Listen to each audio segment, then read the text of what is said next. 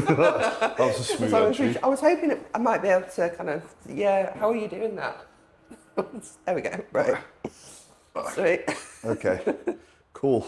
Welcome to the barbershop, which is a great place to do a bodybuilding podcast. Really, it's very on brand. Yeah, totally. So, oh my God, I'm swiveling the wrong way. There we go. I think the best thing is just to not move. It's hard. I'm very fidgety. Okay, cool. There we go. There you go. I'm in position now. Yeah, you've just got to stay there. All right, very, very still. So the obvious question is, Yes. how was it? How's the Olympia? I don't think I've processed it. I don't think. Yeah. I think I'm in a bit of a kind of changeover period in life at the moment. So I've kind of had lots of different things going on since I've got back. And it genuinely feels like years ago. It really does feel like ages ago. It's like a month. It's like a month ago and it feels like so long ago. Yeah. I don't know. I think I didn't really kind of process it like beforehand. And I think I thought, either when I'm there or like when I get back, it'll all kind of like the reality of, qualifying and actually competing there, like it'll hit me in this big moment and it'll be like a huge thing. And that hasn't happened yet. So I think I'm just, I don't really know. It's hard, isn't it? Because it's very easy to not be present. Yes, I was very conscious of that when I was in America, actually. I didn't want to, because I struggle a lot with nerves. Yeah. And I did get a little bit frustrated with myself on the kind of week up to it when I was out there because I was so nervous. And I was just like, don't ruin it for yourself. You're going to literally ruin it for yourself with nerves. Yeah. And then on the actual day, I was like, chill. I was like, bring it on, cool, let's do this. That's good. But the actual few days running up to it, I was really, really anxious and nervous. And I kept kind of checking myself, like, remember to enjoy it. Like, this is meant to be fun. Yeah. It's meant to be, we do this for fun, and you got to, like you say, you want to be present and take it all in, and it's the sort of thing that is genuinely gonna, it's the sort of thing I'll be able to say I did for the rest of my life. Yeah. So you want to be, like you say, in the moment, which I did try to, but I obviously was very nervous. Understandably so, because it's a massive show. Yeah. There's a lot of people as well, and it's Is it very different to a pro show? Because I know a pro show is very different to like your standard amateur show. Yeah, I think once you're backstage and we were kind of like getting glazes done and pumping up, I kind of had this thought where I was like, this is just like doing another pro show. Like, it didn't feel, and that helped me kind of be like, oh, okay, yeah, it's just like another pro show. Yeah. But obviously the run up to it, there's all these things you've got to attend, and for someone like myself who is a massive introvert, and I do struggle being around people a lot and like busy places a lot, so it was just incredibly overwhelming compared to like my day-to-day life of just like chilling with my dog in fields. It's like, oh, this is a lot. I can imagine. That's a lot. It is a lot. But once you're on stage, I found this with any competition, when you're on the stage, you're just doing the same shit as you normally do. I was honestly like, when we were queuing up to go on, I was like, chill. Yeah. By that point, I don't know why, I was probably the most chill I've actually been before a show. In that bit right before, it was just that kind of week up to it. Everything just feels like a huge deal, with like the whole kind of meet the athletes thing. Yeah. And even just the athlete check-in. Everything's just huge. You're in Vegas, everything's so over the top, and there's all these people you've kind of like admired for years and years, like literally right next to you. And yeah, it was just a huge event that was well and truly out of my comfort zone. Did you fangirl at any point? Did I fangirl at any point? It was a little bit surreal being backstage, like next to certain people, like, and like in the lineup in my kind of little group that went on for comparisons. Like Lola was one of the girls in my group, and she was so lovely. But I didn't kind of fangirl her. I just spoke to her like she was any of the other kind of girls, and she was really lovely, and it was just chill. That's the way to be. Yeah. I wish I did that because Yeah. I didn't. Oh really? I was sort of in between, but like when I did Prague and I saw Seaborn, I was like, oh my god, Yeah. you know. But it didn't help because everyone else was doing it. Yeah. And it's it's quite a surreal thing when you. I suppose when you're in any situation and you follow someone for a long time, and then you're there, you see them in the element. Yes. Because, of course, you watch by streaming, you know, It's still separate from your day-to-day reality, isn't it? That's what I found, like, after I qualified, you know, and I was prepping for it. It was like, you know, my day-to-day reality, once I qualified for the Olympia, it didn't change at all. No. Now, I came back with my Olympia qualification, and just life was the same. Yeah. Literally the same. And then, like, say you get there, and it's like this whole alternate reality, and there's all these people, you know, that you've only ever seen like online before and kind of like admired. And I think that's why, because it felt so just out of my comfort zone and so kind of different to anything else I've done before. That's probably why it's not quite sunk in yet, I don't think. Yeah, no, I can imagine it's like incredibly surreal because, you know, for the entire, like, pretty much every bodybuilder, you see the Olympia is this, well, it's the Super Bowl, it's the World Cup of shit, and then when you're actually in it, you're like, oh my god, I'm actually. Yeah, I genuinely don't think that's not registered yet. Yeah. It's still not there. It's still not there. So would you say it's what you expected it to be, or? Different? I guess so. Yeah, I guess so. I think although I was very nervous, I think I did manage it well, especially on the actual day, because I know what I can get like. I think for me, I did a pretty good job at managing it well. But yeah, I don't think it was like underwhelming. It was probably the opposite of that. It was quite overwhelming. I don't know what I was expecting. You know, it's like when you're on prep, you just focus on prep. I wasn't even like, it sounds silly, but I wasn't thinking about the show that much. I was just thinking about getting each day done.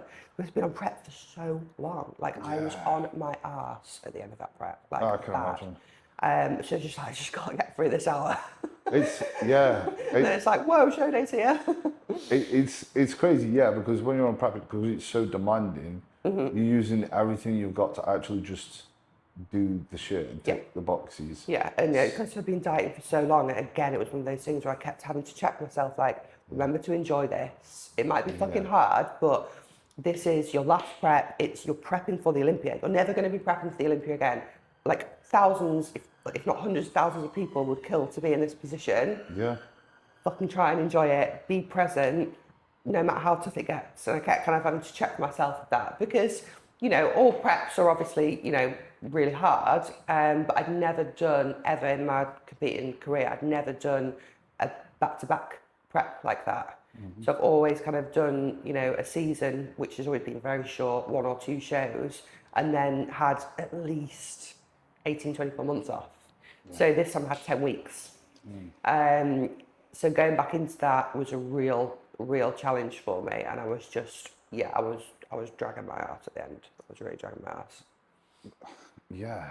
Well, I can imagine that's something gets with it when you're that lean for that long. Your body, well, when you're that lean, your body tells you to fuck off. Yeah. And when you've done it for a while, your body's been telling you to fuck off for a while. And regardless my body was fine. It was just. Yeah. I'm, you know, I've never struggled, you know, to get condition. It's, you know, obviously it's hard and it's rough, but I've never been one of those people that has to do like crazy low food or crazy high expenditure. Like my body's always done what I've asked it to do, thankfully. Like it has. I've always responded well to dieting, but mentally, was just so exhausted. Yeah. And, you know, my food focus was super high and I was starving. And again, usually it's those sorts of things just for the last couple of weeks, but it started from much earlier on because I'd not had that big off season between. I literally had just that 10-week gap, and you can't put, you know, a good amount of fat on in that 10 weeks. It's going to carry you through, you know, for another prep. Yeah. So although it was good to have a little break, you know, which I definitely needed, I had a full break from checking in, from kind of like anything like that. I just was like, Zach, if I'm going to go into another prep, because I've never done this before, I need just 10 weeks of just let me do my thing. Just let me just use, and he knows what I'm like, he trusts me to not be total idiot. But yeah, it was the hardest prep I've ever done. So yeah, if it wasn't the Olympia, I'd have struggled for that. Yeah, it's I mean that does keep you accountable though. It's like it's the Olympia, it's going. The whole world's going to be watching. Yeah. Did you expect to qualify for the Olympia? I mean, it was the goal. It was the goal, yeah. It was, you know, absolutely was the plan. So when I did my pro debut season at the back end of 2023, I came back, I had consults with maybe 6-7 coaches, decided to go with Zach. And that was off the back of, I think I got 6th in my pro debut and 3rd in my second show. And I said I was retiring after that. And then I got 3rd and I was like, be silly not to try again. It'd be silly. So I was like, I've got it in me to do another off season. Love off season. So I was like, right, I can do that. I can do the eating and the training hard part. It's not a problem. So when I started with Zach, it was like, that was the goal. Like, it was, let's see if I can qualify. And we planned to come back at the start of the 2025 season. And I said to him, I was like, look, I'm going to book these 2 shows, literally the first 2 qualifiers in America. If I don't qualify either of those, cool, I'm done. Like, this year's my last year, full stop, regardless. I was like, if I don't qualify at these 2, then that's me kind of done. And then if I do qualify, then I'll finish at the Olympia. So went out, qualified at the first one, decided to just come home and not bother doing the second, which was a little bit of a mistake in hindsight, I think. But yeah, I just did the one. So yeah, it was the plan. And you know, did I think I would? Again, you just don't know, because it's like anything. Like I got to a point where I was like, I believed in myself enough for the first time to think, in the right lineup, this is possible. Yeah. But it's like, you just don't know. And then you don't know how you're going to look next to other people. You know, I'm really tall, so it's like, how are they going to take that? What are the judges going to think to that next to a really short girl? So, you know, I knew I'd made some really good improvements where I needed to. And I was, you know, as far as I go, happy with the look. So it's just a case of who else is going to turn up, sort of thing. Yeah. No, so when I got first call out centre stage in that in that first show, and then we went home because it was like a day and an evening show. Went back to the Airbnb in the afternoon. I was like, I've got it. Like, surely, like, something's got to go really wrong for me not to get this now, because they put me in the middle and it just kept me there. Yeah. Just waiting all afternoon. So yeah, that was a very, very good day. It was a good day. I can imagine. So when you started, well, first of all, what is it that got you into bodybuilding? It's quite a niche thing, especially for females. It's even nicher, I would say. Yeah. So I've always done loads of sport throughout school. So me and my sister both went to private school, so we had to do sport every day. It was like lacrosse, hockey, athletics, swimming. Like, we had horses as well, so we were just active all the time. And athletics was, I would say, my kind of like main thing. So I used to do a lot of track and field, so 100 metres, hurdles, and yeah, I did a lot of that, kind of like local competitions throughout my kind of late teens. And then when I went to college and uni, I just kind of fell into that kind of partying lifestyle a bit. Didn't exercise at all, other than a bit of horse riding I still did. But yeah, I wasn't doing anything for a good 5 years, I would say. No exercise. And I kind of got to that point in my early 20s where I'd always naturally stayed in shape, always been kind of like more of an ectomorph. And then I got to like my early 20s, and I think the drinking and not thinking about what I ate maybe started to catch up with me a little bit, and I was like, I wasn't out of shape by any means, but I was like, I don't feel as confident as I usually would. Yeah. So I was like, right, I'm going to get back into athletics, and like that whole, I just want to tone up. It always starts with Now look at me. I was literally the exact same. I'm just going to turn up for the gym. I was like, when am I toned? Yeah, exactly. So yeah, I went back to athletics, and then I thought I could just rock up and like smash everyone. Obviously, it didn't happen because I was smoking by this point, drinking, every weekend. So yeah, I was crap. So the coach there was like, look, go away, join gym, build up some kind of basic fitness levels, and then come back. And then I joined the local gym and was like, got into weight training, and I was like, this is a bit more me. Like this feels good like this. Yeah. And then that was it. When I went back to athletics, just got absolutely hyper fixated on training. And it kind of just snowballed from there, I guess. Yeah. So when you did begin bodybuilding, what made you want to do it competitively? Did you think when you were doing it competitively, I want to do this to the Olympia standard? Or was it just like taking it as it came? Yeah, like it's crazy when I think about that actually. Like because I just did I did an IBFA show, my first show in York, just the first timers class, and I won. There was 3 of us, but I won, and I got some really good feedback about my structure and my shape, and they were just like, you just need a lot more. You need a lot more muscle.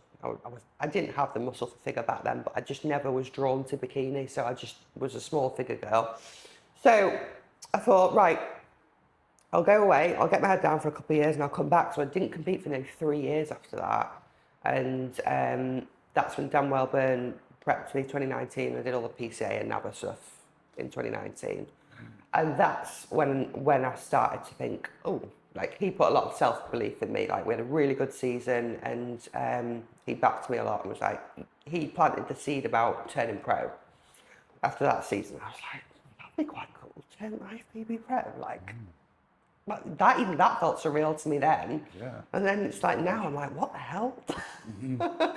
So no, I didn't basically. No, until I'd even done that second pro show. When I came third at that second pro show, I was like, what? I was like, yeah, what? And then even that whole off season, the fact that we were kind of doing that to work towards qualifying for the Olympia, it was like, it's mental. So yeah, no, just sort of went with the flow. Which makes sense. I think that's a good way to do it because you're just taking it as it comes. Yes. There's a lot of people who get into the sport and they will go, right, I want to be... They won't even compete, and they're like, I'm good. They haven't even competed yet, and they're talking about turning pro. It's like, why? Yeah. Like, be a bodybuilder. Just be a fucking bodybuilder. Yeah. Live the lifestyle, and like, you should compete because you're a bodybuilder, not the other way around. There's too many people that come into the industry now. It's like they bodybuild just because they want to compete. Yeah. That's not how it works, mate. Like, no, and you find those people don't last. Competing. I don't like getting on stage, at all. I hate it. It makes me nervous. Like, I don't like being the centre of attention. I just love the mental challenge. I like looking a bit like a freak, and seeing that progress, that I've put in my off season, and then the show is just kind of like, I like eating, so I need a threat. So I've got a threat of having to be on stage. Yeah, I like that. I like eating, I don't like being hungry. So yeah, I need that kind of, the getting on stage bit for me is like if I must, I just like bodybuilding. It's like a checkpoint, isn't it? To see, right, cool, this is how far I've come. Exactly, yeah. And it's great when, you've taken a really nice long off season and you start to get to that level of leanness where you're like, okay, yeah, this looks different this time. And that looks cool. Like there's more detail there, or oh my god, like that wasn't there last time I prepped. And it's like, yeah, I just love that feeling. Love it. Which is pretty cool. A lot of people will go, they'll just start training in the gym. I want to be pro in 2 years. Like this is a long game. It's a long-term game. Yeah, I get it with you'll get it with coaching as well. When do you think I can compete? Stop talking about that. Like stop. Let's build the physique first. Let's It's live not like a other bodybuilder. sports, is it? Where, you know, say like if you're doing boxing or football, you can turn pro in that in your first years. Bodybuilding. No, and again, some people might, and like, this is one thing I'm quite opinionated about, and not everyone agrees with me, but it is a sport of genetics, like to a huge degree, and I think a lot of people don't really like. I'm talking about when you want to be in the top, like percentage.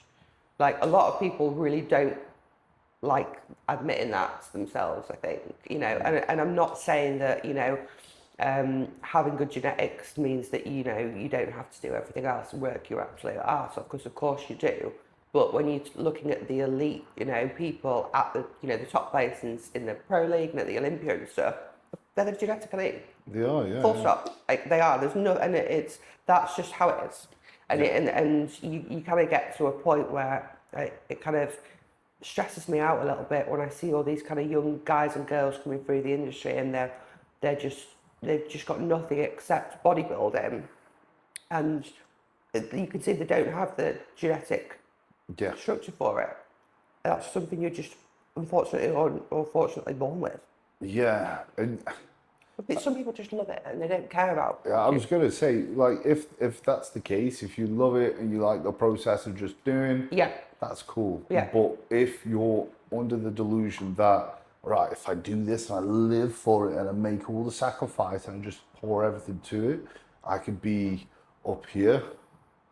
That's an easy way to waste a lot of your life and be very disappointing. Yeah, and I think, you know, it's obviously a very difficult career to make money at, and you know, most people that are making money in bodybuilding are doing it through coaching. And I think, you know, you got to assess at some point, right, am I either really good at this, you know, competing, or am I making money off it? And if you're not doing either of those things, it's like, do you want to still put like everything into this? Miss out on so much stuff. Yeah, exactly. And because the genetic elites are also giving everything to this. And I think that's what a lot of people misconstrued is they believe, oh, that guy's got it easy because it's the genetics. It's the combination of both. That's when you get the really good people, when they've got the combination of the aesthetics, the genetics, but they've also got the brain to dedicate themselves to it 365 days a year as well. 100%, because you see genetically gifted people and they will come, and if they've just got the genetics on the side, they could probably win like an amateur regional, maybe an overall, or this, that, and the other, but the genetics will then have a line. Yeah, I'm like that, and I'll happily admit that. Like, I am not a 365 days a year bodybuilder, and I never have been. And, you know, there's some points where I've been like, oh, you know, if I'm really 100% applied myself, you know, in off seasons, you know, I probably could make a little bit more progress. Maybe. But would I have lasted as long in the industry? I don't think I would, because I'm just not like, I don't get a kick out of that level of perfect. Yeah. I get a kick out of the enjoyment coming from different elements of life, not just bodybuilding. Yeah. And you know, there comes a time and place, you know, like me the last year, where bodybuilding had to come really high up on that priority list for obvious reasons. And, you know, I'm not saying that, you know, I'm slack on prep or anything, because I'm not. But, you know, certainly in my off seasons, I would say compared to a lot of professional competitors, I do have more like balance, for a better word. That's just how I like to do it. And to be honest, there's something to be said for that. I think that is debatable, because a lot of people will put themselves into this 100% approach. And if they manage to be consistent with it, if they do, potentially they might lack in progress because they fucking hate every second of it. They're not having fun. This and someone who's a bit more laid back. Don't get it wrong, like, I know full well there's some people in the industry, I can think of a few on top of my head now, that just absolutely thrive off it, off living like that, off the 100%, you know, completely ticking every single box every day of the week, and that's great. But then some people, like you say, they almost kind of feel pressured into it. And I've seen it, you know, and you'll have seen it over the years in the industry. You see these people that come in all guns blazing, doing 100%, and then 3-4 years later, they've vanished from the industry and they've lost their plot. Yeah, yeah. And then So it's not for everyone, but I appreciate that some people do actually just love doing that, and that's cool. I wouldn't. Which is fair. But Yeah. I've definitely done it in a way myself where I've had a shitter time. And when I've been a bit more relaxed and I've had a bit more fun and I haven't Yeah, you go through waves, don't you? Sometimes life's busy and you want to relax a bit. I've had times where I have been more, you know, and it's just, you just got to find that, I hate the word balance, but you do. You kind of just find it as you go over the years, don't you? Yeah, I think you do. When you first get into it, you want to do everything to the T because you don't know what you could get away with or what. You say over time, you'll probably be like this as well with food for me and off season. I know what I can go away with. I'm very in tune with my body. I've coached myself for a lot of my off seasons. Like I know what I can get away with. And I know what I can't. Yeah. And like you say, maybe at the start, you know, when you're proper getting into it, you don't really kind of know that. No. So yeah, and it changes as you go. Because it's a skill. You get efficient at it and then you don't need to try as hard, so to speak, because you're efficient at it. You don't need to be as anal about everything because like I've definitely got that to that place myself the past couple of years where I could just relax a little bit and be a bit more intuitive. Yeah. And I've found I've actually yielded a lot more progress that way. Really chilled out a bit. Yeah. And I need to be uncomfortable and force myself and have. And it's understanding it is like building muscle is simple. It is very simple. Are you eating enough? Are you training hard? And are you resting? That, And you know, and like this is the thing I say to people. I'm not super consistent in off season, but I've always ticked those boxes. I've always ate enough. I've always trained fucking hard, and I've always got enough sleep. That's it. And then you've got someone who is tracking everything meticulously to the That would T. stress me out. And I've never even had a step tracker. Even that would stress me out. Yeah. I don't know how many steps I'm doing, but I've got this far without it. Yeah, and there's been so many other bodybuilders like before step trackers. Did Dorian Yates wear a step tracker? Yeah, I don't think so, mate. Yeah, exactly. And it's like people will assume and connect these things and they'll go, right, if you don't do these things, you're going to fail. You won't be able to reach your potential. And it's like the type of people who are so meticulous with everything, they're overthinking sleeping, and because they're overthinking sleeping, they're not sleeping well. Whereas there's another individual who just closes their eyes and has great sleep because they're chilled out. Yeah, and it's like, you know, if you're waking up and your sleep thing's telling you like, oh, you're not very well rested, but it's gonna put an idea in your head that might not have been there if you didn't know that. Yeah, exactly. So yeah, I think and again, it's just what works for people. Yeah, I just like stuff simple. Like even when Zach was coaching me, through prep, he knows that I don't want to be tracking the sheets with all this shit. It would stress me out. Yeah. So I just used to send him my body weight. Yeah. And my pictures. And then anything significant, obviously I would communicate that to him, and when I'm speaking to him. Of course, yeah. But yeah, every now and then he would be like, Soph, can you please check your blood pressure? And he'd nag me for a week. I'm like, I've done it. So he does care, obviously. But yeah, stuff like that. If I had to see people do that every day, I'm like, no. That would take all the fun out of me. Yeah, that's how I work with clients, because some people do want to be like that. Some people I've got clients that love that level of some people want to be on it on Christmas Day. And I'll coach people like that. Yeah. It's not that I'm against it. I just know it's not right for me. And then you've got the people on the other end of the scale. It's like this past off season is a good example where I've made probably more progress than I've made in other off seasons. And I must have checked in about 2-3 times. Right, okay. With myself. Yeah. Just to have a look. I'm like, yep, I'm not fat, cool. Because again, it's this real simple approach of Well, I was just intuitive. You know you're eating enough. You know your training's on point. Yeah. You know you're sleeping. Yeah. And I'm Guess what? like, You're gonna grow. oh, I feel like shit. Okay, I'm going to take Take an a little extra day rest. off. Yeah. Or maybe pull back from food. Yeah. You know, because I'm Yeah. getting a bit, whatever. Whereas And that way you before, really learn your own physique and body as well. 100%. Yeah. And it's a lot more chilled Yeah. rather than going, oh, you know, I haven't done this thing or I'm going to feel like shit because it's the stress of it that's actually going to be. Yeah, like people stress about like having to use a different machine because someone was on it, and I think, God, like your legs don't know, like what machine they don't know. All they know is stress. Yeah, Go they do. and train hard on another piece of kit, and you're not losing out at all. Yeah. Yeah. Yeah, I'm very chill. And that's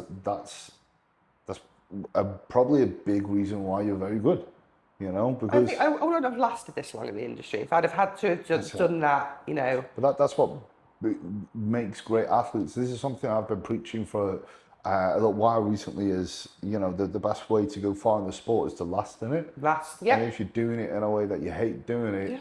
you're not gonna last. No. And you could be great, but if You're only you gonna be great for a couple of years. yeah, exactly, and you won't get fucking anywhere in bodybuilding if you do it for a couple of years. No. You know, you need to do it for, even if you're genetically gifted, you'll get there, and if you Especially fall these off. days, man, there's just more and more people doing it, more and more younger people coming through. Like, it's crazy. Like each year, the standards just crazy, especially in the amateur ranks. Actually, I would say Yeah, it's mad. mental. Like the pro first timers qualifiers. shows now, Yeah, compared to when I did them yeah, in 2016, it's scary. mental. They're like British finals. Were like when I was That's starting. that's actually when I started bodybuilding as well. In 2016, that was my 2016? first show. What was your first show? My first show was UK the FBA. Okay, yeah. Because I was a natty boy for a little while. Right, okay. And then I found out that test was cheaper than protein. I mean, yeah, logical, yeah. I was like, okay, yeah, let's go for that. Yeah, yes, did get on that route. Love it. No way, yeah. But yeah, and now I look at, you know, because I turned pro and I'm looking at some of these amateurs, I'm like, how are you and them? It's mental, yeah. It's Yeah. going to be really interesting to see how the industry progresses, not just in the UK, but even like right up to the Olympia over the next few years. Yeah. And especially the female classes, I think that's one to like. It's very interesting because they're also very different to the men's classes in terms of like the criteria, you know. So, like with figure and women's physique, and even like wellness, like are they going to be strict with keeping that ceiling where it is, you know? And that's how they brought women's bodybuilding back in. So hopefully that means that, you know, you saw this year. I don't know if you follow much of the women's, but the women's physique, Miss Olympia, they went. Natalia, she had downsized a little bit to win this year. Yes. And it's like, and she looks. I mean, feminine is subjective, obviously, but like she does look, you know, feminine. As far as women's physique athletes go, she is. So it's good that they're kind of keeping like that. But it'll be interesting to see how things. Yeah, it is. It's going to be very interesting because, fit models come in. Oh gosh, yeah. And I feel like that's probably allowing more wiggle room for bikini and other ones to go up because at the moment how I'm seeing it is how you're going to differentiate someone who is winning in a regional, in a pro qual, This is what in I a mean. It's like pro show, I in know. an Olympia, because they say it's a more attainable class, but that class is probably the most genetic dependent class because you can't add muscle, you can't lose body fat to change your physique. I always thought this. It's Like, just going to what be do you do in your structure. off-season? Yeah, it's What are you doing in your off-season? Exactly. It's just going to be your structure. It's going to be like, right, I'm born. Like honestly, like the fit model looked like genuinely like that's pretty much what it looks like after about 6 months in the gym. Yeah. And that's what annoys me about it. I'm like, oh, I mean, no, because like it's not bodybuilding. Yeah. Bodybuilding is meant to be weird. Yeah. You're meant to. We're meant to look different to other people. It's meant to be freaky. Yeah. You're meant to have dedicated you know, years and years of your life to it, and I'm not against those competitions. I just don't think it's bodybuilding. No, unless personally. that turns into the new bikini, and the bikini gets bigger, and that gets close to figure, Yeah. and then figure can go up, and then. But they brought women's bodybuilding back now, so you'd think that would cap women's physique, which it has done at the Olympia this year, to be fair. Yeah, and that was there's been some controversy following that. Yes, yeah. Yeah. I think it was the right call. I think. Yeah. I really like Natalia's physique. Like, so honestly, I'm like 99.9% retired, and then I have like this 0.1% where I'm like, just press the fucking button and do this physique. This tiny little voice in my head. Like, could just press the fucking button and get absolutely. Yeah. No, Soph, no. But I love that look. I love that look. Yeah. I just wouldn't want to walk around like that day to day, and it's like. It'd be cool to switch it off, wouldn't it? This is what I mean. Even you know, for figure, like I love the figure look and the look on stage and stuff, but I generally just got to a point in off season, like, you know, last year, I was like, I don't really kind of want to be walking around like this. And you don't realise as a woman, especially until you, because all I kind of do is, or was doing in off season, is going to the gym, working, you know, from home, walking my dog, you know, on my own. You live in this little bubble where, you know, I would only really be surrounded by bodybuilding, you know, whether it was online or at the gym. I don't socialise ever really. And then it's only when you kind of like go down to Tesco or you go out for a meal and people look at you like, and then you're like, oh my God, like I'm actually quite big compared to normal people. Yeah. But, you know, we're all a bit mental. Like I sometimes think I look like I did in 2015. You still see that version of you in the mirror a lot, don't you? And it's like, I don't know, you don't kind of realise. And I got to a point where last year I was like, oh, I don't want to push this more. This is something I can resonate with. I can only imagine it's a lot worse for females for sure, 100%. Because you know I've got into it where I'm like, there's some people now looking at me, and there'll be people that will say shit. And do you have people point and? Oh God, I have people that go take photos and and that type of shit, and I'm like, in my head as well, because again I feel big in the off season. In your off season, Not as in I feel like I look in the mirror, it's like I feel it when I'm putting on my shoes and whatever. Heavy. Yeah, I feel heavy. Yeah. And then I think about, and plus obviously, you know, you go outside and what you said, you experience like the public sort of looking at you a little bit different. And in my head I'm thinking, I'm in this no man's land because I've just turned pro. I'm like, I probably need to put on 20, maybe 30 pounds more muscle. And I'm like, how is that then? How's that going to get down? Fucking hell. Yeah. Yeah, and like you say, it's like it's a whole other ball game for women. Yeah, I can imagine. And people ask me, oh, how do people, you know, what sort of response you get? And most of the time, it's positive. You know, if I go to a different gym or you know go out, some people say things, you know, complimentary, but I also just block it out a lot as well, because I know that how I respond if someone's rude or I catch someone taking a picture or something like that, I don't respond well to it. Yeah, I'm not the sort of person to shut up and just like I'll say something. Do you get a lot of people talking shit? You know what? I don't. No, that's great. I imagine people do, but I'm just not aware of it. I have rarely had any negativity online ever. So no, and there's been some, you know, the odd comment over the years, you know, out in public, be manly and, you know, that sort of thing. But it's just, I don't think, you know, we're always in a position to be, you know, annoyed about it, because like, yeah, I mean, to some people I probably do look manly. Okay, that's their perception. Like, I've chosen to look like this. That's true. It comes with repercussions, you know. I wanted to look like a little bit of a freak. So that comes with it, doesn't it? And obviously I'm like nearly 6 foot, so there's no hiding at this point. Like, zero. I'm not exactly like inconspicuous. No, I've arrived, guys.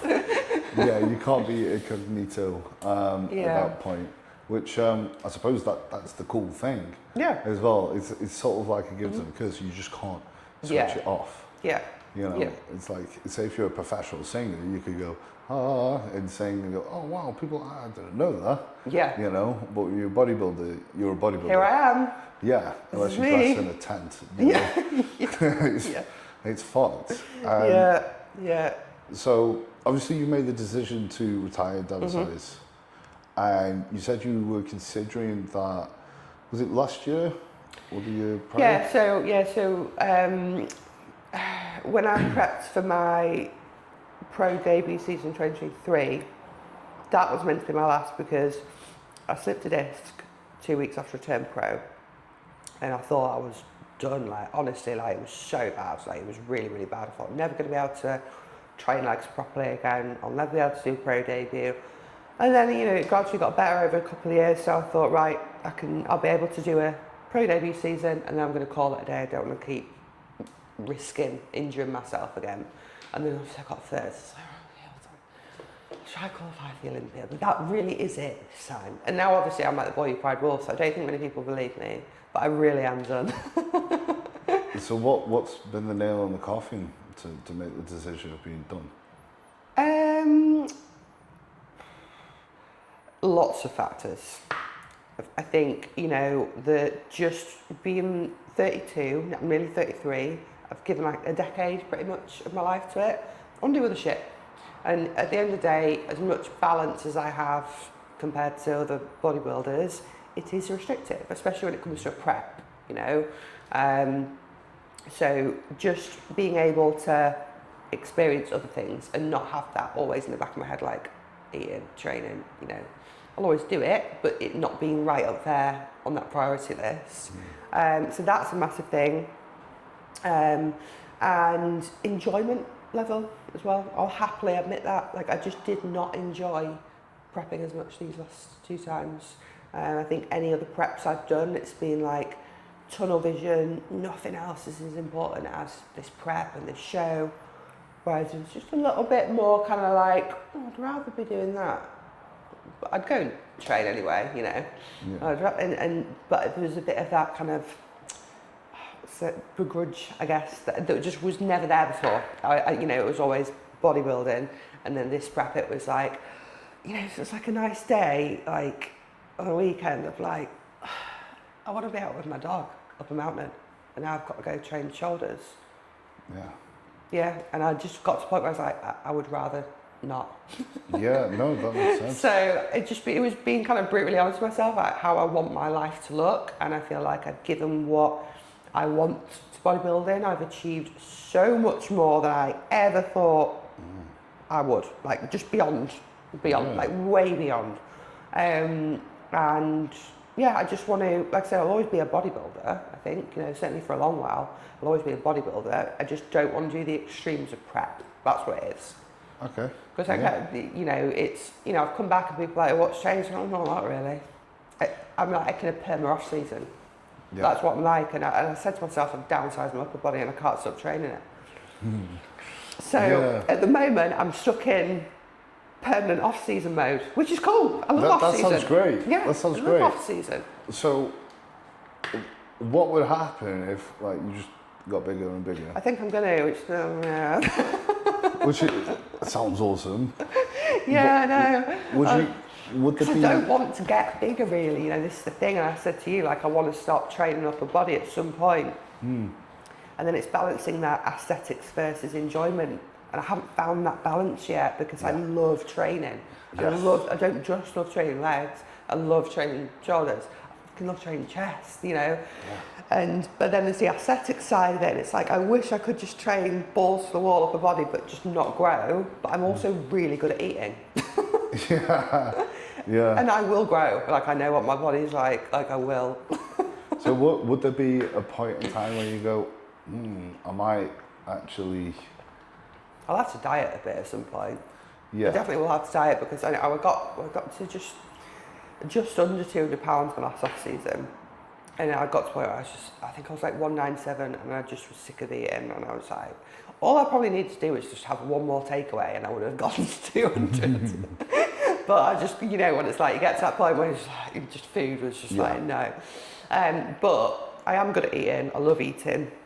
I do think it will get to a point where I will need to diet, but I don't want to, like, you say never, don't they?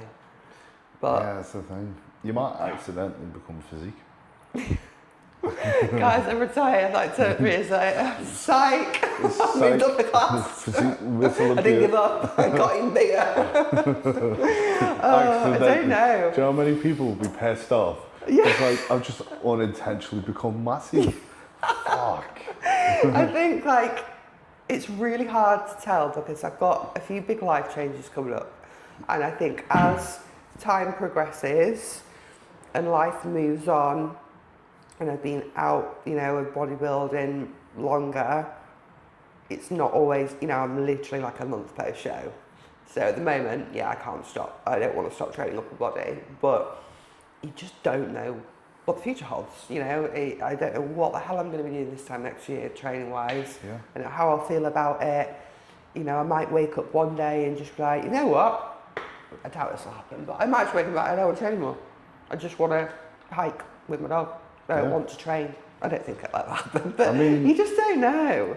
Like, speaking to Dorian Yates, like, he's so detached from bodybuilding now. Like, it was cool to see him at a seminar, and he was talking about the first part of coming out of bodybuilding was hard because he would just sit down at a restaurant and be calculating all the macros that he's eating, and he well. Oh, it's hard, and like, post-show's hard. Like, post-show is hard. Post-show when you've done a double prep is double hard. And then I've now got the prospect of, right, I'm not actually going to compete again. Yeah. So, like, what am I working towards here with my aesthetic? Like, it's this, and I know I'm in a weird phase. I'm just kind of taking it as it comes. And that's why I'm thinking, like, I don't know what the future holds because it's so early days that it's really hard to see how it's going to kind of progress, I can imagine because it's a lot of people struggle with post-show because they're like, oh, what goal do I have? But at least you've got that. At least you've got, like, well, I could work to the next season. Oh, but the next season is far away. Genuinely, the only goal I've got, like, from an aesthetics point of view at the moment is don't get fat. I think I'd struggle to. I think I would, and I'm actually doing more expenditure now than I was on prep just because I've got the energy to. So I'm walking those more. I've kept cardio in, which I never would usually do. So I don't think I would. But that's my only goal, really, is just not get fat. It's a pretty vague goal, isn't it? Yeah, but it's a great goal. It was downsize upper body. That's not gone to plan, so I've had to set that off. It's just, to be continued. Obviously, you mentioned the aesthetic side. A lot of people who come out of this and they go into downsize and they struggle with seeing themselves small because that's been a large part of their identity. It's the identity thing, Yeah, is that sort of the case for yourself? I don't know, because at the moment it's an enjoyment thing. So I don't know. That's fair. I'd probably panic like mad if I looked in the mirror one day and, like, I didn't have shoulders. Yeah. But, like, I'm genuinely just training it because I just love it. Yeah. So I don't know. It's very, and that's why I know at the moment, since I got back from America, I've been training in non-bodybuilding gyms predominantly and where people don't know me, just because I don't want outside influence about how I should look.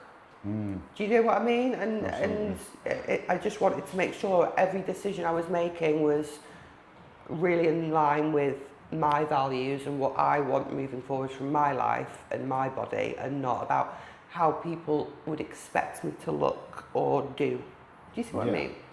So I've really taken, I know obviously we're training here today, but I've not been training in bodybuilding gyms for that reason. Purposely go in gyms where people don't know me, so I can just focus on me. Because obviously there's a lot of noise in the industry where it's like, you know, it's been relevant for a long time, and it's like pushing you towards the thing, but you don't need to be pushed towards the thing when you're not trying to do the thing. And no, I understand that because it sort of makes it easier to transition and detach. And do what you want to do. Yeah, exactly. Because, you know, as much as anyone can sit here and say, oh, I don't care what anyone thinks. Like, unless you're really just thinking about what you want, it is impossible to ignore, like you said, the kind of noise of, you know, oh, well, you know, when you spent this long, you know, looking a certain way and doing certain things, and you're running a business on social media, you've looked a certain way, you know, you do become very attached to that identity, like Big Soph. I'm an IFBB Pro. I'm a bodybuilder. Like, right, okay, so who am I without that, you know? And that's what I'm really working on, and it's going to be a long process, I imagine. Yeah, I can imagine, because this is from what I've seen with people going through this.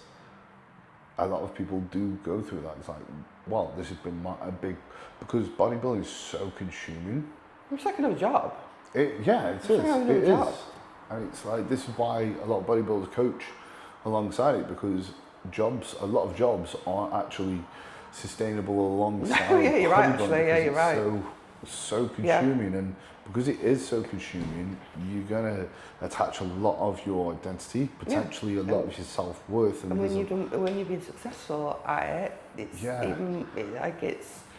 even more so. And this is what I find really kind of like hard to wrap my kind of head around, because like someone like myself, I know I've got loads of other interests, hobbies and stuff outside of bodybuilding, and I'm always, you know, shouting about it on social media about having other interests is really important for your bodybuilding thing.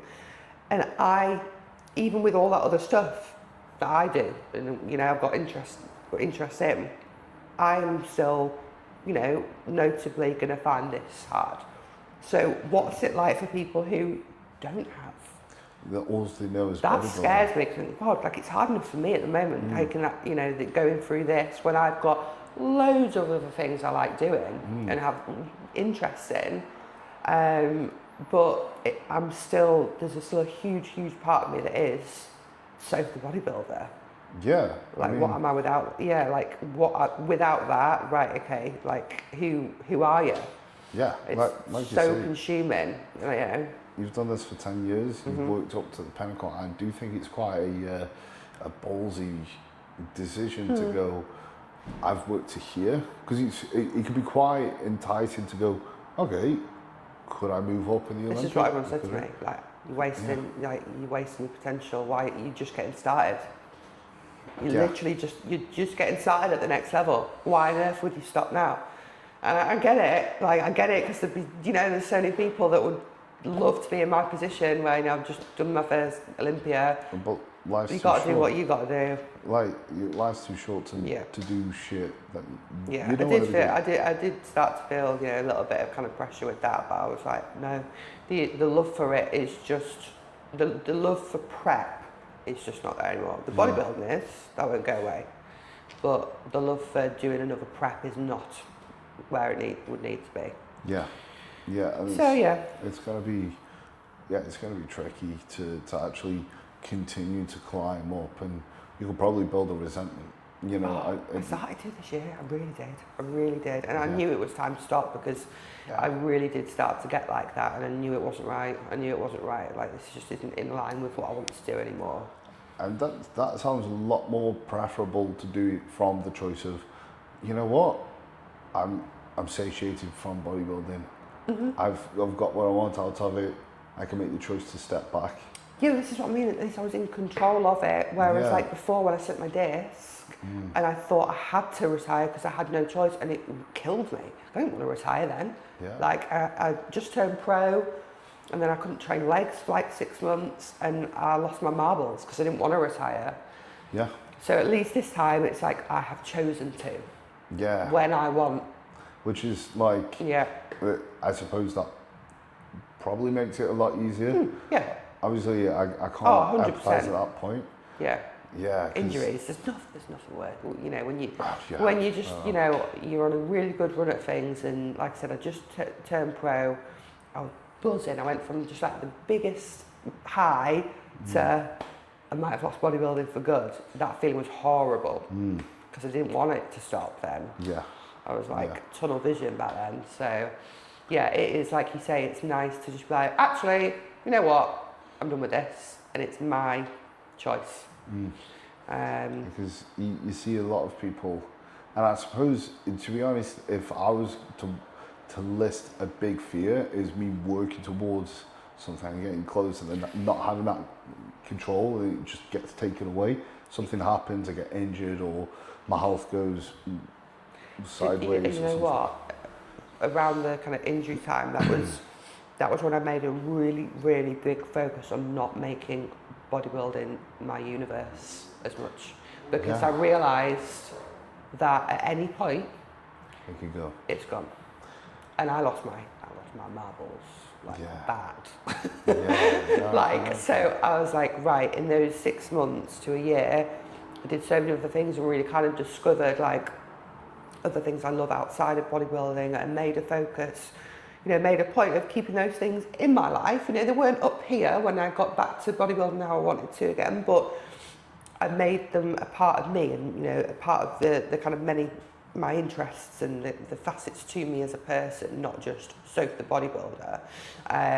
But all it takes is a big wake-up call, and then you think, actually, this could all be taken from me like that. Yeah, literally. Am I mentally prepared for that? Yeah.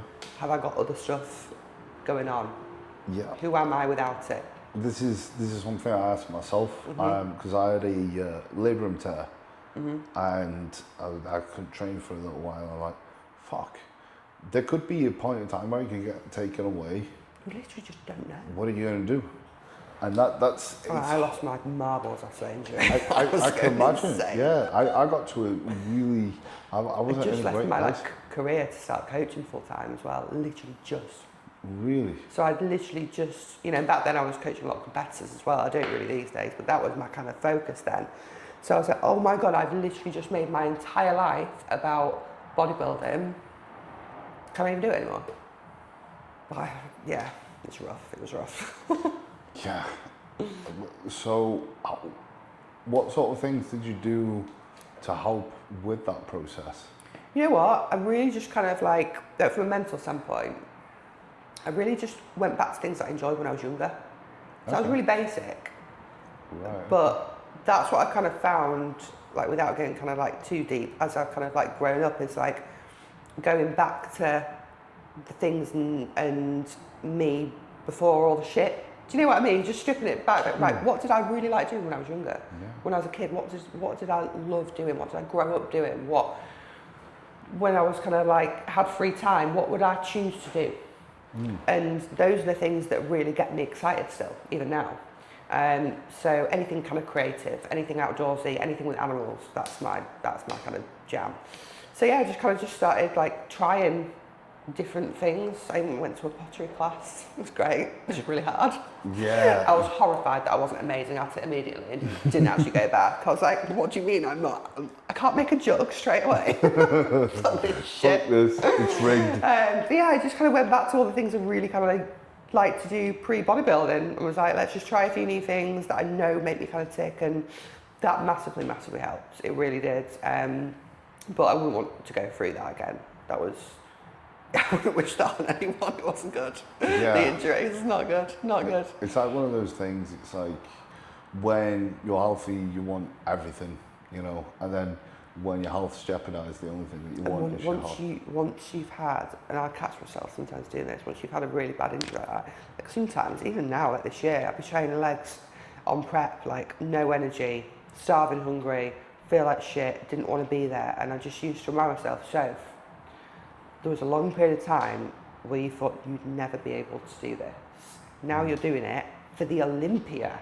Like, you just got to have that bad kind of injury to, like, say, make you it's just about appreciation, isn't it? When you think you've had something taken away from you and you get it back, you're like, don't like, you need to make the most of this. You need to make the most of it. Yeah, and it's symbolic in a way, right? It sort of teaches you the gratitude for the thing, because it's that saying that's, you don't know what you've got until it's gone, and then you're like, holy shit. Yeah. And there's been a few moments, and there's a lot of people that complain a lot having to do things within the sport, and of course it's a choice, and they go, I've got to train, or I've got to do cardio, or I've got to, and it's like, you get to. Yeah. I had to catch myself so many times on prep doing that. I was a right whinging bitch. And I knew I was. And it's just one of the things where I knew I was done, because it was like, I was complaining more. I did feel that resentment towards, things that usually I wouldn't feel like that about, because it's absolutely a choice. No one's making us do it at the end of the day. But yeah, I just had to catch myself. Right, so you're choosing to do this. It's meant to be fun, and you genuinely would have killed to be in this position a few years ago. That's it. Just fucking get on with it. That's it. It's easy to overlook that, because sometimes you just sort of tunnel vision and going forwards. When you feel that zapped and that you just think, why am I putting myself through this? Yeah. It's rough. Yeah, it was tough. I'll happily admit, this prep, it really was the hardest prep I've done, and I think purely just because, one, it was a back-to-back one, never done that before, and two, I think because I knew I was kind of done, the enjoyment level wasn't where it usually was. Yeah. So you had to keep yourself from checking out before it was time to check out. Yeah. Yeah. Yeah. Prep's hard enough, especially when you're not fully that enjoyment for what you're doing isn't as where it used to kind of be. Yeah, and this is why, you can't fake bodybuilding. You literally can't. To do it, you've got to be passionate. It's as we were speaking about earlier, to actually do it for a long time, you've got to have that passion there. And if you don't have it, bodybuilding beat the shit out of you and beat it out of you and go, hey, you don't belong in here because you're not passionate about it anymore. Because it's hard to sustain being really fucking hungry and no energy and whatever, and go, this is a great time. Really want it on them hungry days. You've got it's got to be up there on that priority list. Yeah, for sure. Yeah. So before we wrap up, is there anything that you would want to recommend to aspiring female bodybuilders who are wanting to get to the way you got, wanting to climb the ranks in bodybuilding, or just even give bodybuilding a crack? I think enjoyment is a huge thing, like what we were saying in terms of longevity, and that is going to look different for everyone. What I find enjoyable long term over the last 10 years will look different to someone else, and that's fine. Just find what your enjoyment level is, and what you want to sacrifice to it, and just keep going. Just injuries aside, life crap aside, it's been the constant in my life the last 10 years, throughout medical issues, injuries, relationships, moving house. It's been that the gym and the training has just been my kind of I've always got that. I've always got that, and even if I had to stop because of injuries or have some time off, it'd always go back to it. And just love the training. Yeah. Before competing. Yes. Be a bodybuilder first. 100%. Always. Yeah. And stop thinking about bloody shows. Yeah. Just be a bodybuilder. Is there anything that you would have done differently?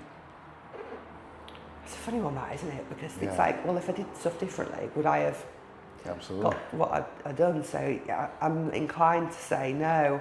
Yeah. But I have done some stupid shit. Yeah. But everything led me to, this last couple of years working with Zach was fucking awesome. He was the right person for the job. And we got what we set out to do, which was qualify for Olympia. Yeah. So I've done some silly shit, but no. I'm going to say I'm glad everything worked out how it did. So yeah. That's good. And as a fellow foodie, what is your favourite cheat? Okay, just one. I mean, everyone knows I'm a pizza girl. What type of pizza though? Is again, it like a right, it depends. Domino's? Because there's two types of pizzas for me. Because Italy's like my favourite country. So there's like if we're talking like a nice home-baked Italian pizza, because I love those sorts of pizzas. But if we're doing like a dirty pizza, I much prefer Papa John's over Domino's. Really? Stuffed crusts, yeah. That's crazy. No, it's not. Have you had Papa John's? I have, and So much better. that's why I think that's Special crazy. garlic dip? The garlic dip is No, like special garlic dip. special. They do a special. It's basically just garlic butter. It's melted. Okay. It's insane. I've tried the garlic dip and Yeah, they need the special one. okay. Yeah, I like just kind of like double pepperoni or like just a meaty one. It's got to be stuffed crust. So yeah, pizza's up there on my probably top food. I love steak and burgers. I literally am not fussy to eat anything. I also have a very sweet tooth. So there's always got to be ice cream and cookies. Do you know what? I'm Pastries. literally the same with pretty much what you said. Yeah.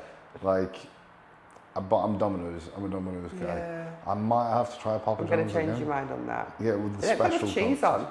on. Domino's don't put enough cheese on. I've got so much the shit on there. I don't think it matters. I like a lot of cheese. Heavy on the cheese. You really? Yeah, heavy on the cheese. See, I'm like, like what do I go for? Like, One of the meat ones. yeah, the Yeah, meteor barbecue alright. base.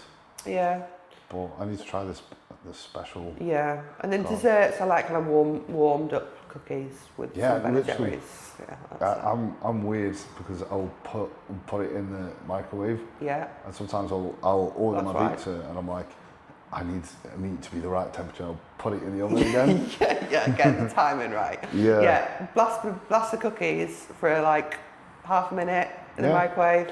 You sound. Pint of Ben and Jerry's on top. See you later, done. There you go. There you go.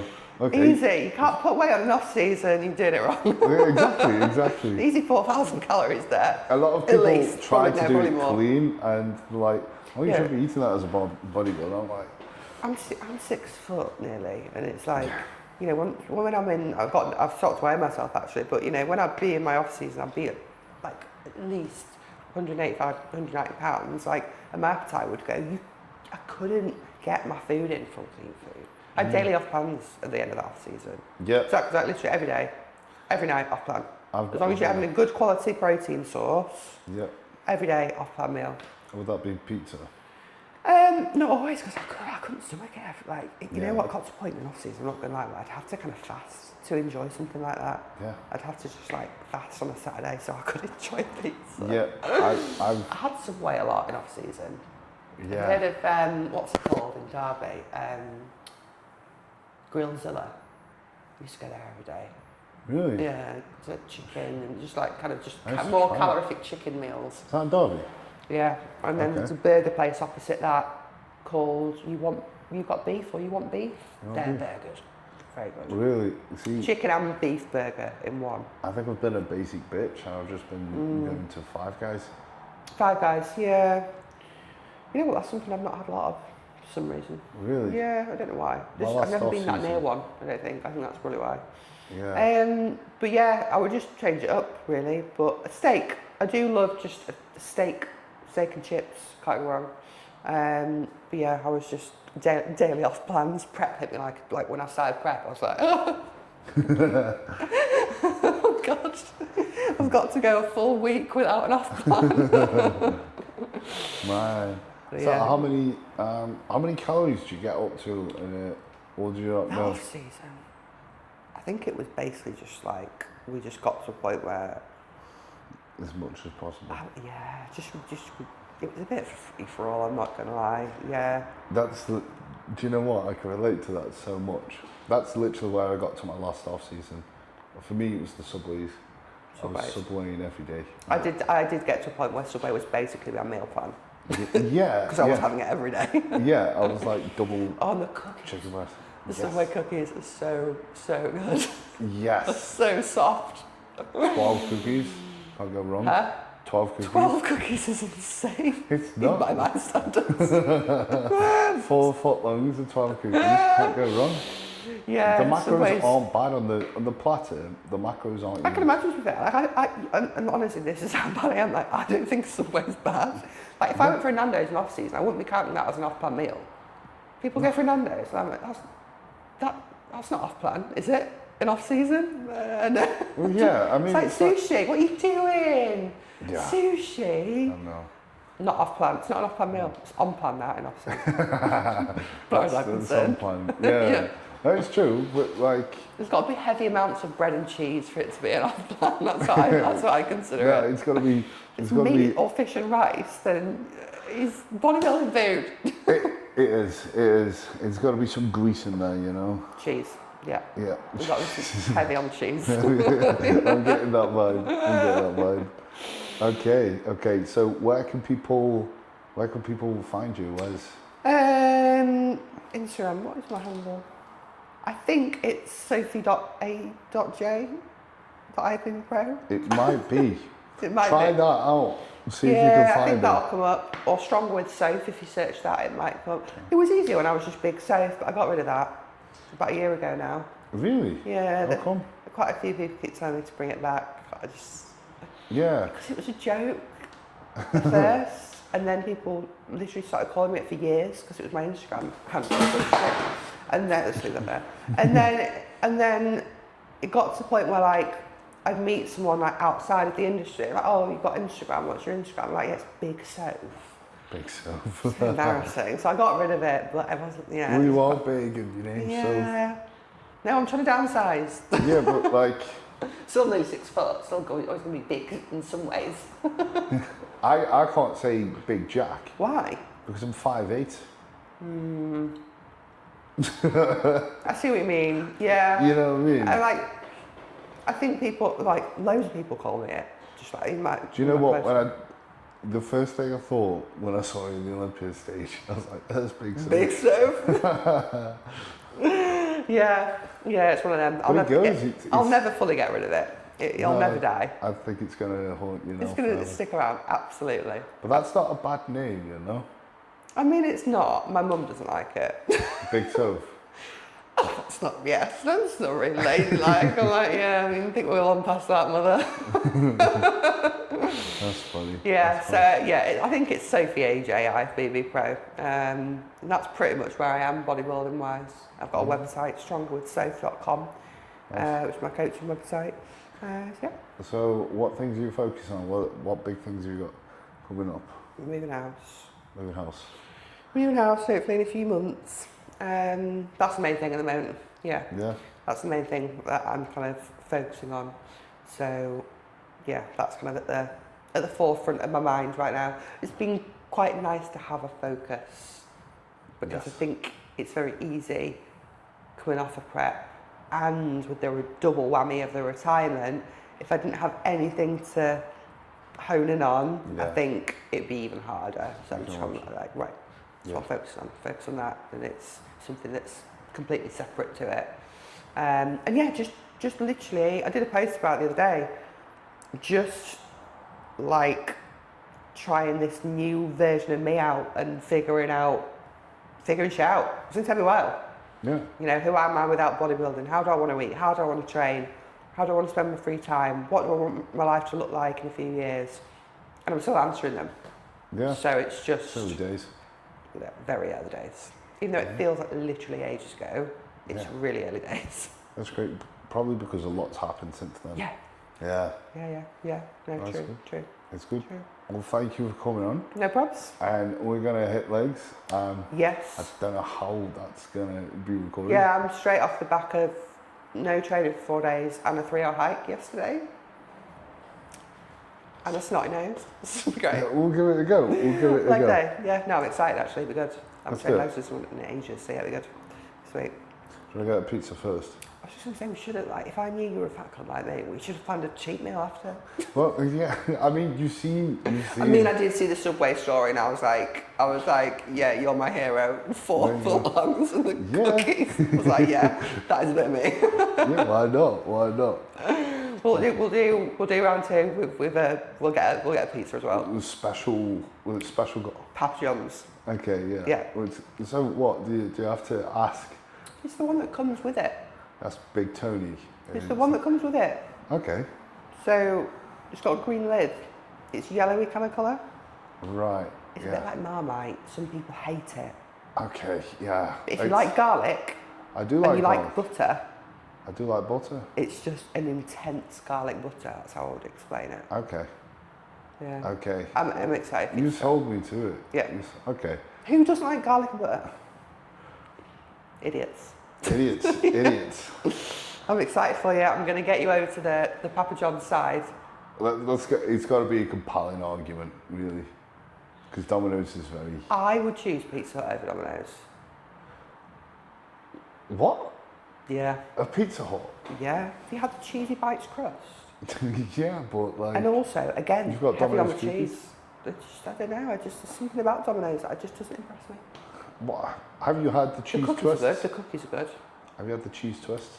No. Well, no, yeah. No, Oh, man. don't get me wrong, I'd eat a Domino's. Their desserts are good, the cookies are very good. Have you had the new, they brought out those kind of double chocolate caramel ones back, didn't they? Yeah. Immense. Dripping in grease. I've pretty much tried the whole menu. Oh, perfect, yeah. Yeah, because that was, for the longest time, I'd go to. Right, that's why I made Papa John's. Yeah. Every weekend, Papa John's. It was like once a week, twice a week, and I got to a point where I was suffering eating a pizza. So I was like, I've never seen someone react like that to a pizza, because I was like, oh God, I don't want any more. Oh God, I've got to get it in here. It was ridiculous. Love it. It was like bodybuilding. Yeah. What have I become? I know, literally. How have I done this to myself? Love it. Right, okay. Sweet. Cool, leg day. Yeah. Let's go. Let's go.